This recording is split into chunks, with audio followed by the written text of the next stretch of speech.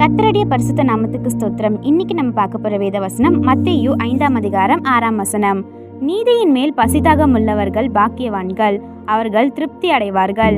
Blessed are those who hunger and thirst for righteousness, for they will be satisfied. Matthew 5:6. இது நம்ம ஒரு சின்ன கதையா பார்க்கலாமா?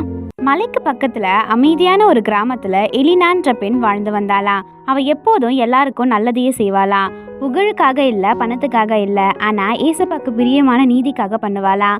ஒரு நாள் அந்த கிராமத்துல பெரிய பிரச்சனை ஏற்பட்டதா. ஒரு பணக்கார வணிகர் ஒரு ஏழை விதவை என்னோட பைய திருடிட்டான்னு போய் குற்றம் சாட்டினாரா. அந்த வணிகரின் செல்வ சக்தியின் காரணமாக எல்லாருமே அவரே நம்பினாங்களா. யாருமே உண்மையை எதிர்த்து பேச தயங்கவே இல்லையா. ஆனா எலினாவுக்கு அந்த விதவை தினமும் கிராமத்துக்கு உதவுவதை பார்த்தது நினைவுக்கு வந்துதா. அவ மனசாட்சி சொன்னதா, இது தவறு, உண்மை வேற எங்கேயோ இருக்குன்னு. அவ உண்மையை தேட தொடங்கினாளா. ஆற்றங்கரையில, சந்தையில, வயல்களில. அந்த நாளில் யாருக்கு என்ன தெரிந்ததுன்னு அமைதியா கேட்டாளா. ஒவ்வொரு இரவும் தேவனிடம் ஜெபிக்க ஆரம்பிச்சாளா. ஏசப்பா, என்ன நீதின்னு எனக்கு காமிங்கன்னு சொல்லிட்டு. 3 நாட்களுக்கு பிறகு ஒரு சிறுவன் அவளை சந்திக்க வந்தானா. அவன் சொன்னானா, அந்த வணிகரே பணப்பையை கீழே போட்டதை நான் பார்த்தேன்னு, ஆனா பயம் காரணமா சொல்ல தயங்கியிருந்தேன் அப்படின்னு சொல்லிட்டு சொன்னானா. எலினா அவனுக்கு ஆறுதல் கூறி கிராம மூப்பர்களிடம் அழைத்து சென்றாளா.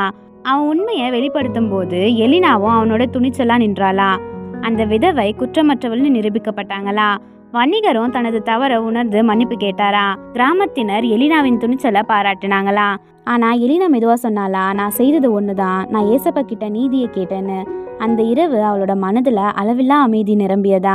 அந்த அமைதி பணமும் பாராட்டுகளும் நிறைந்தது இல்ல, ஏசப்பா அவளுக்கு தரும் திருப்தியா இருந்ததா. இதே போல நம்ம உண்மையையும் நீதியையும் பசித்தாகம் போல ஆழமா தேடினா ஏசப்பா நம்மள அவரோட ஆசீர்வாதத்தால நிரப்புவார். ஆமேன்.